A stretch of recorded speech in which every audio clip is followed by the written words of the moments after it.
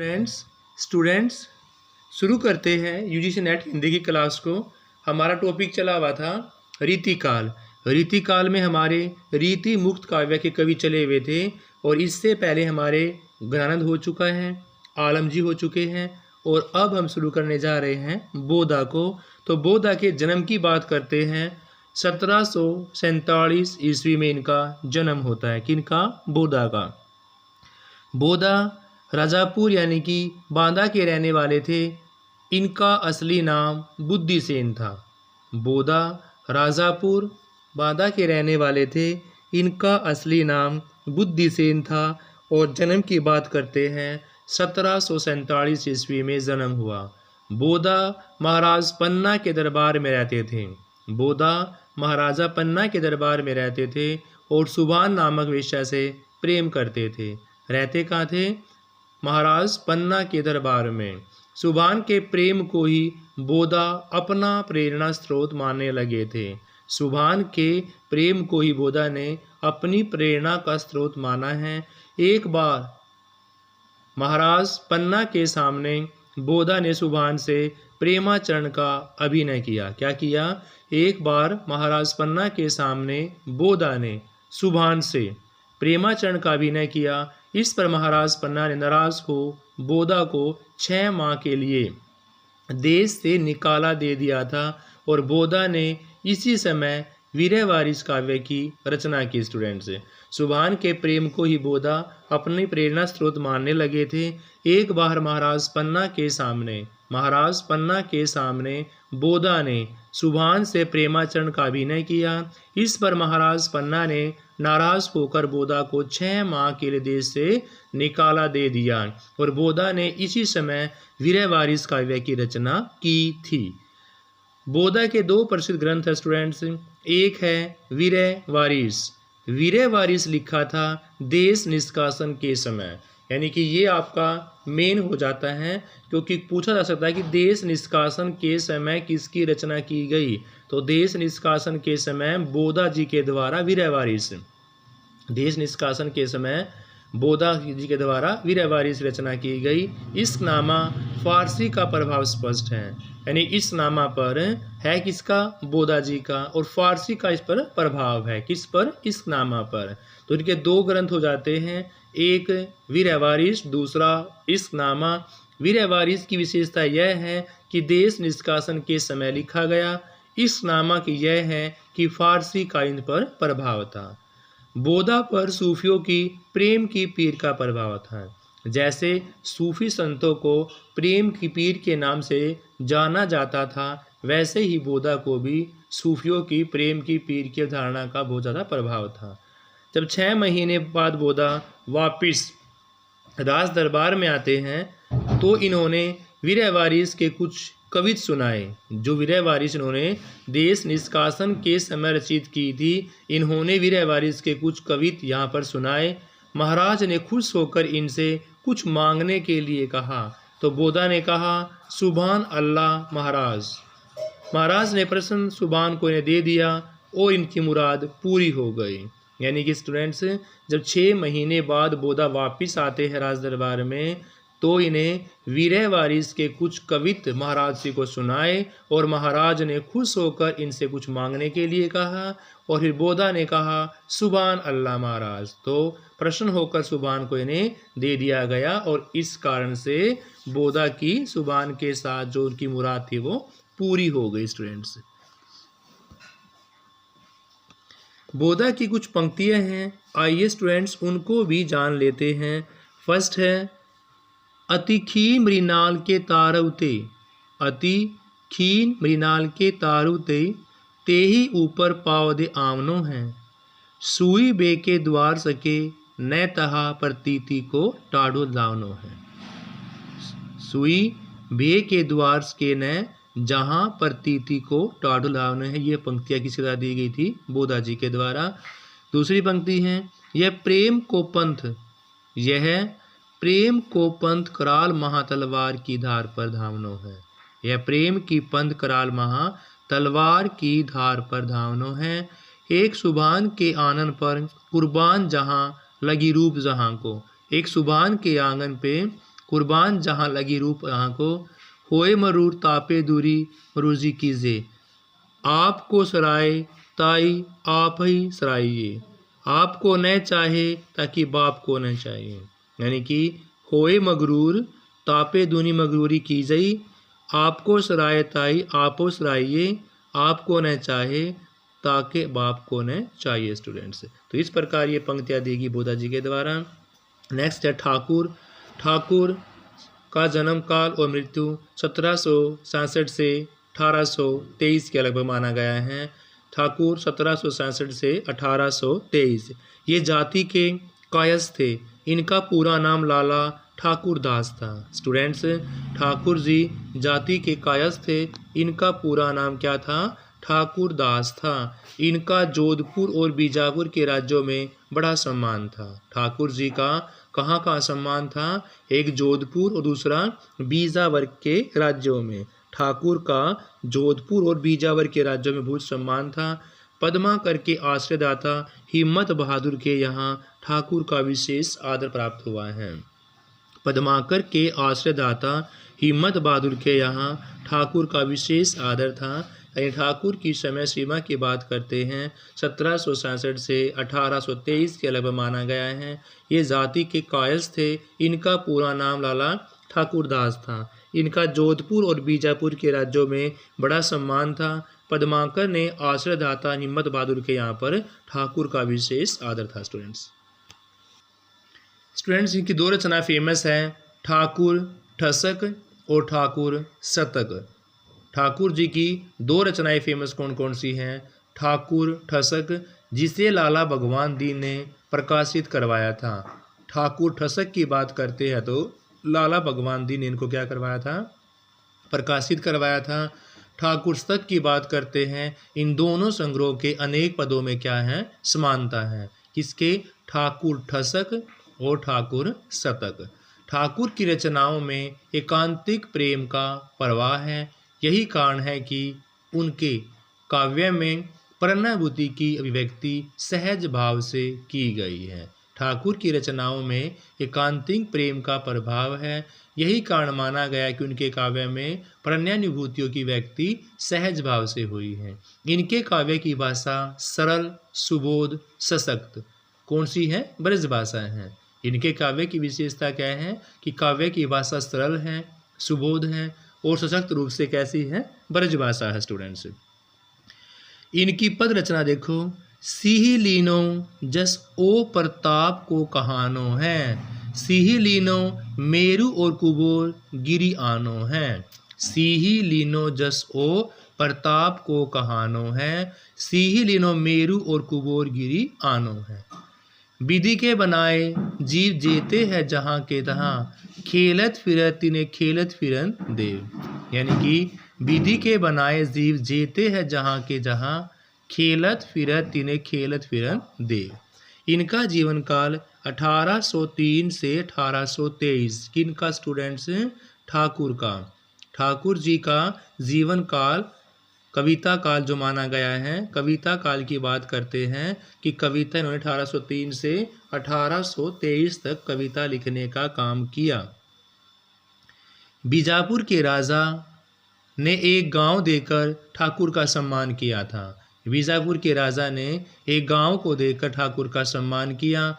जैतपुर राजा केसरी सिंह के बाद जब उनके पुत्र गद्दी पर बैठे तो ठाकुर जी उनकी सभा के रत्न हुए। केसरी सिंह के पुत्र का नाम क्या था? पारीचत था। जैतपुर राजा केसरी सिंह के बाद जब उनके पुत्र गद्दी पर बैठे तो ठाकुर जी ने उनकी सभा के रत्न हुए और केसरी सिंह के पुत्र का नाम क्या था? स्टूडेंट्स, पारीचत था। हिम्मत बहादुर के दरबार में पद्माकर के साथ ठाकुर की कभी कभी बहस हो जाया करती थी। हिम्मत बहादुर के दरबार में भी पद्माकर जी के साथ साथ ठाकुर जी की कभी कभी बहस हो जाया करती थी। इतिहास इस चीज़ के लिए प्रसिद्ध है कि हिम्मत बहादुर कभी अपनी सेना के साथ अंग्रेज़ों का कार्य पूरा करते थे, कभी लखनऊ के नवाब के पक्ष में लड़ते थे। एक बार हिम्मत बहादुर ने राजा पारीचत से धोखा करने हेतु बांदे बुलाया। जब राजा पारीचत वहां जा रहे थे तो मार्ग में कभी ठाकुर मिले और संकेत भरे सवैये पड़े कि राजा वापिस ही लौट गए। कैसे सूचित भरे निकलो, बिहरो विली हरोसी गलबाही। ये चिल चिंद्रन की बतिया, छलती चिन्ह पर पारी पल माही। यानी कि वापिस लौटते समय ठाकुर श्री ने क्या पंक्तियाँ लिखी। कैसे सूचित भय निकलो बीसो बिलसो, हरि के गलबाही। ये चिल चिंद्रन की बतिया, छलती चीन एक पारी पल माही। कहते हैं कि यह हाल सुनकर हिम्मत बहादुर ने ठाकुर को दरबार में बुलाया और ठाकुर निर्भय होकर उनसे मिलने चले गए थे स्टूडेंट्स। तो स्टूडेंट्स, अब जो रीतिकाल में प्रमुख काव्य कृतियाँ रची गई उन सभी को बारी बारी से हम जान लेते हैं स्टूडेंट्स। देखो, चिंतामणि और केशवदास ये आपके किसके थे? रीतिबद्ध के थे।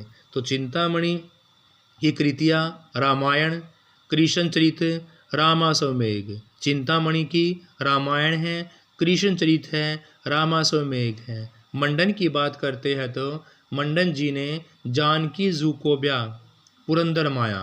मंडन की कविताओं में कौन कौन सी हैं? जानकी जूकोब्या और पुरंदर माया कृतियाँ मंडन जी के द्वारा रची गई। कुलपति मिश्र का संग्राम सार, कुलपति मिश्र जी का क्या है भाई? संग्राम सार हैं। सुरती मिश्र की बात करते हैं तो रामचरित और कृष्णचरित हैं। सुरती मिश्र की बात करें, रामचरित और कृष्णचरित। लाल कवि की बात करते हैं, छत्र प्रकाश। लाल कवि छत्र प्रकाश हैं। सोमनाथ, सुजान विलास पंचाध्यायी। सोमनाथ की बात करते हैं भाई, सुजान विलास पंचाध्यायी। राम सिंह की जुगल विलास। राम सिंह की बात क्या है भाई? जुगल विलास। ग्वाल कवि में गोप पच्चीसी, हम्बीर हठ, विजय विनोद।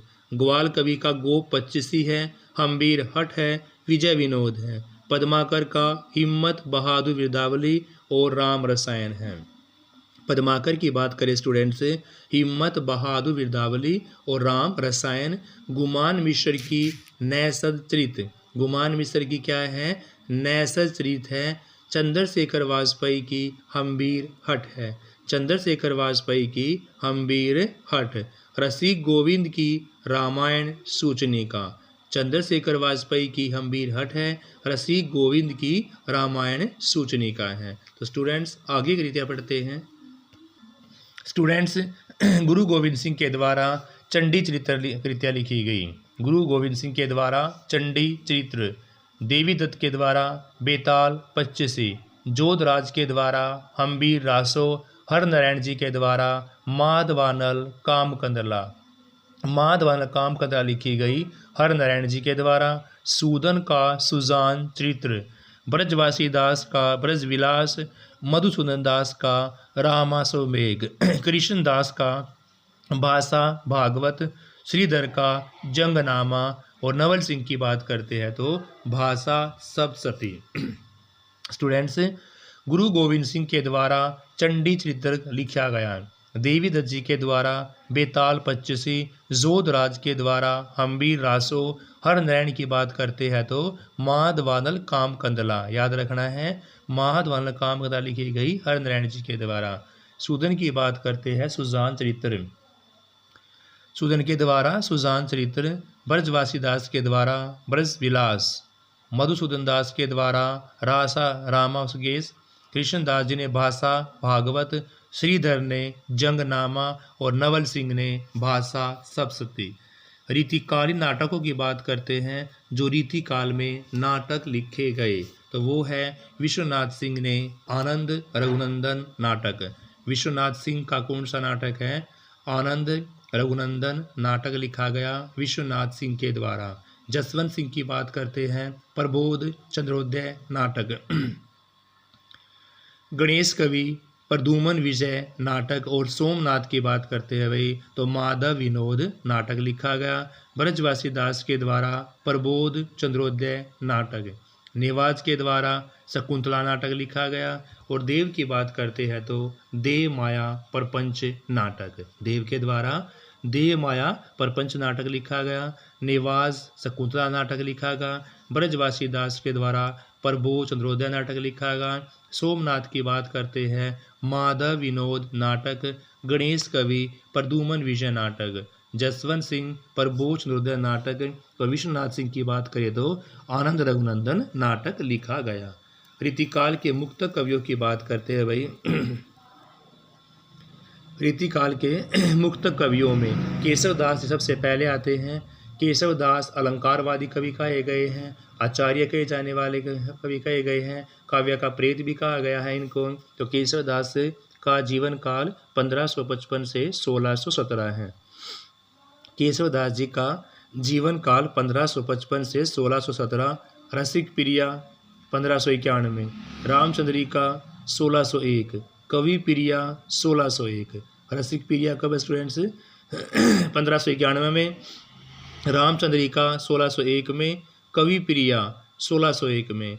रत्न बावनी से वीर सिंह देवचरित विज्ञान गीता तक 1607 में जो लिखी गई थी। जहांगीर चंद्रिका 1612 में, और छंदमाला और नक्सिक ये सारी केशवदास जी के द्वारा लिखी गई स्टूडेंट्स। आगे बात करते हैं बिहारी जी की। तो बिहारी जी का जीवन काल 1595 से 1663। बिहारी जी का जीवन काल 1595 1663 है। और एक ही रचना बिहारी जी के द्वारा लिखी गई थी, बिहारी सतसई, जिसमें 713 दोहे हैं और इनको एक दोहे पर 1 रुपये मिलती थी, इसलिए उन्हें दोहे की रचना की गई। कितने हैं? 713 दोहे बिहारी सतसई के अंदर है। रसनिधि की बात करते हैं 1603 से 1660। 1603 से 1660 स्टूडेंट्स। रतन हजारा, विष्णुपद, कीर्तन, कवित, हिंडोला सतसई रिल और गीति संग्रह। यानी कि रसनिधि के द्वारा रतन हजारा, विष्णुपद कीर्तन, कवित, हिंडोला सतसई, अरिल, गीति काव्य ये रचनाएं स्टूडेंट्स के द्वारा लिखी गई। नेक्स्ट अभी मतीराम। मतीराम जी की बात करते हैं तो 1604 से 1701। कवि मतीराम का जीवन काल 1604 से 1701 है। मतीराम जी ने फूल मंजरी 1619 में, फूल मंजरी 1619 में, रसराज 1643 के अंदर, ललित ललाम 1661 से 64, मतीराम सतसई 1681। मतीराम ने मतीराम सतसई 1681 में, अलंकार पंचाशिका 1690 में और वृत्त कौमुदी की बात करते 1701 में लिखा स्टूडेंट्स चिंतामणि जी की बात करते हैं तो चिंतामणि जी का जीवन काल 1600 से 1685 था। चिंतामणि जी का जीवन काल है 1600 से 1685।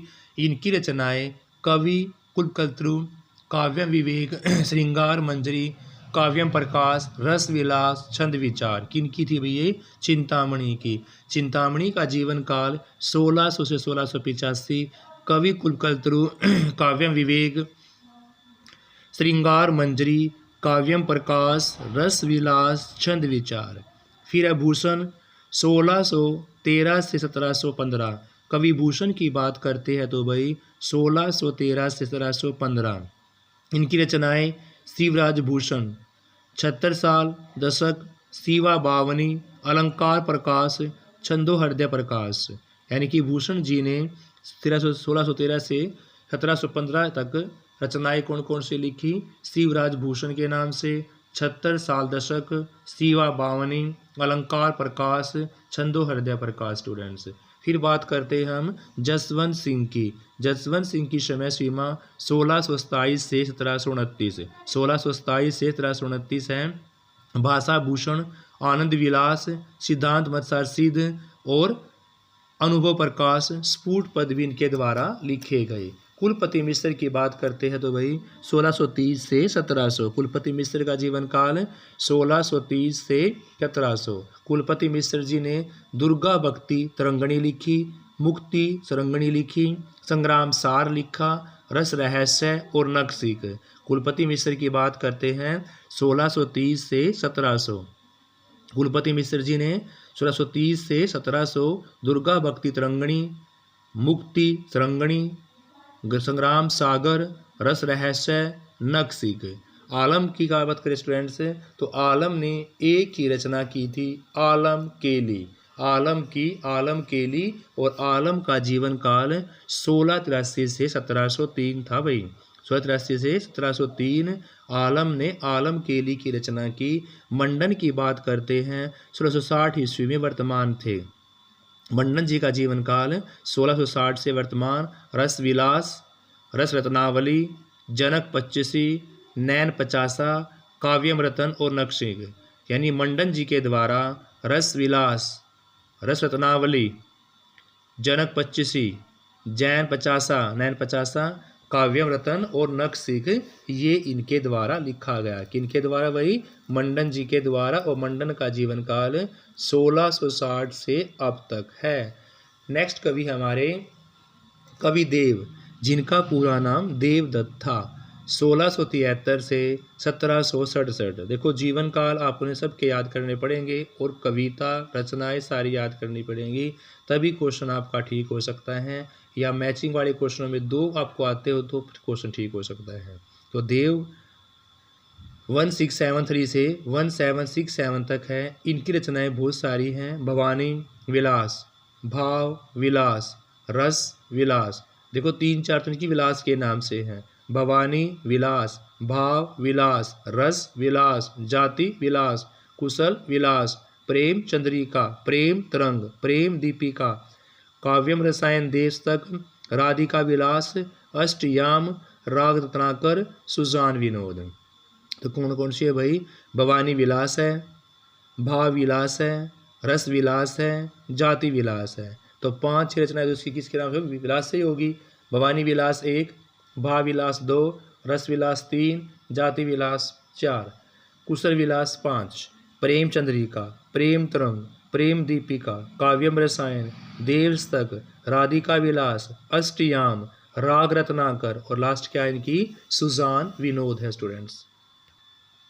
फिर स्टूडेंट सुरती मिश्र। सुरती मिश्र की बात करते हैं तो 18वीं शताब्दी में सुरती मिश्र 18वीं शताब्दी रस रतन माला, सुरती मिश्र के द्वारा रस रतन माला, अलंकार माला, नक सिख, काव्यम सिद्धांत, रस रत्नाकर, श्रृंगार सागर, भक्ति विनोद, अमर चंद्रिका टीका।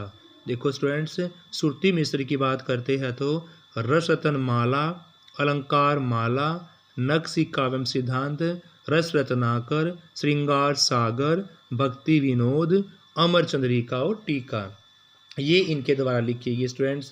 फिर हम बात करते हैं नृप शंभु। नृप शंभु 1657। नृप शंभु का जीवन काल 1657 से। नायिका भेद लिखा। नक्सिक 7 सप्तक के कवि थे। ये महाराज शिवाजी के पुत्र थे। कौन? नृप शंभु महाराज शिवाजी के पुत्र थे। इन्होंने नायिका भेद लिखा है, नक्सिक लिखा है, 7 सप्तक में भी थे स्टूडेंट्स। और ये महाराज शिवाजी के पुत्र हैं। कौन? नृप शंभु। इनका जीवन काल 1657 में स्टार्ट होता है। तो स्टूडेंट्स रीतिकाल का हमने यहाँ तक कंप्लीट कर लिया है। एक और वीडियो के अंदर हमारा पूरा रीतिकाल कंप्लीट हो जाएगा। Thank you students, have a nice day. Please class को लाइक शेयर अवश्य करें। Thank you.